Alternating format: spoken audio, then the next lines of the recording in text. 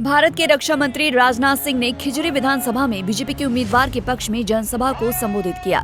इस मौके पर राजनाथ सिंह ने धरती बाबा भगवान बिरसा मुंडा के योगदान को नमन किया। उन्होंने झारखंड के लाल परमवीर चक्र विजेता अल्बर्ट एक्का की देशभक्ति की भी जमकर तारीफ की। और साथ ही साथ झारखंड के लोग सौभाग्यशाली हैं, यहाँ पर भगवान बिरसा मुंडा जैसे शख्सियत पैदा हुई। वहीं पर परमवीर चक्र विजेता अल्बर्ट एक्का भी इसी झारखंड की धरती पर और आदिवासी बाकी कोख से पैदा हुए। और आप सभी जानते हैं कि उनका क्या योगदान है। और उनके सम्मान में हमारी सरकार ने अंडमान में एक द्वीप का भी नाम रखा है।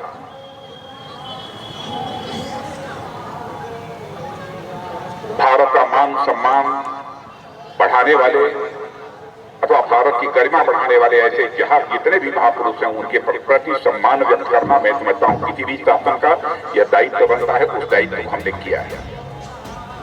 आज यदि आपके बीच में आया हूं यहाँ पर। वहीं राजनाथ सिंह ने भ्रष्टाचार के मुद्दे पर बीजेपी नेताओं को क्लीन चिट दी। उन्होंने कहा कि झारखंड में बीजेपी के 3 में से एक भी मुख्यमंत्री पर भ्रष्टाचार का कोई आरोप नहीं लगा है, लेकिन हेमंत सोरेन पर भ्रष्टाचार के गंभीर आरोप लगे हैं। तो जो विधानसभा का चुनाव चल रहा है, पहले चरण का चुनाव संपन्न हो चुका है। 43 विधानसभाओं में मतदान हो चुका है। लेकिन राजनीतिक पर्यवेक्षकों का यह मानना है कि 43 विधानसभा क्षेत्रों के जो चुनाव हुए हैं उसमें 2/3 से अधिक सीटों पर कोई विजय प्राप्त करने जा रहा है, तो भारतीय जनता पार्टी की एनडीए विजय प्राप्त करने जा रही है। और अब तो सारे जितने राजनीतिक पंडित हैं वो मानते हैं कि इसमें कहीं दो मत नहीं है कि भारतीय जनता पार्टी झारखंड में 2/3 बहुमत के साथ इस बार सरकार बनाएगी।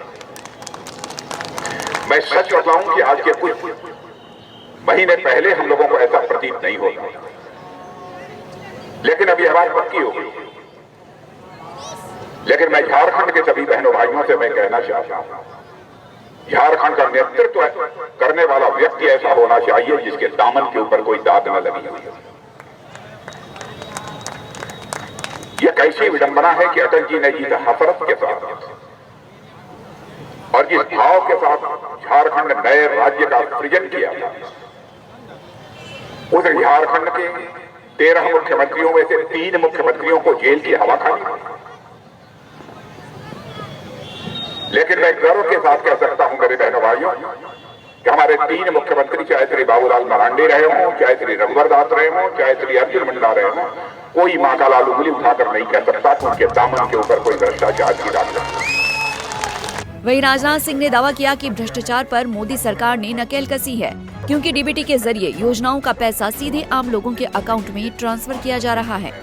और अभी हाल में जो भारतीय जनता पार्टी वो कामयाबी हासिल हो रही है 42-43 सीटों में, जिस प्रकार के संकेत अब तक मिल रहे हैं, अब उससे यह बात है पूरी तरह से साफ हो गई है कि अब यहाँ पर हमारी भाजपा के नेतृत्व की एनडीए सरकार 2/3 बहुमत से सरकार अपनी बनाने जा रही है।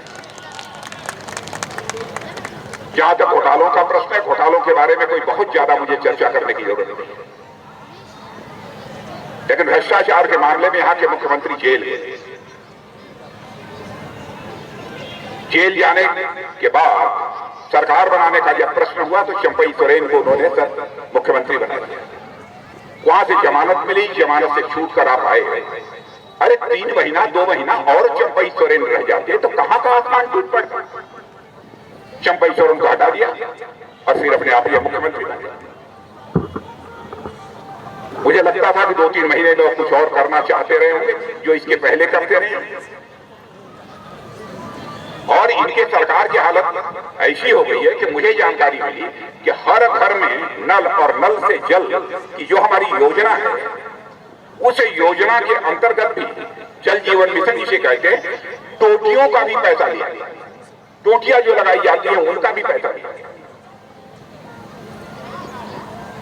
यहां पर जो धनराशि मुहैया कराई जाती है उसमें भी कमीशन लिया जाता है।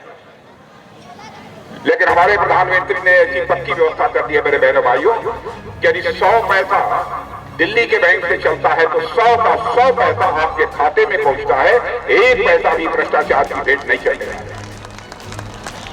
आज उस डायरेक्ट बेनिफिट। राजनाथ सिंह दावा कर रहे हैं कि झारखंड में बीजेपी की सरकार बनने वाली है। हालांकि इस दावे में कितनी सच्चाई है, ये तो चुनावी नतीजे ही बताएंगे। पंजाब केसरी टीवी के लिए रांची से आशुतोष सिन्हा की रिपोर्ट।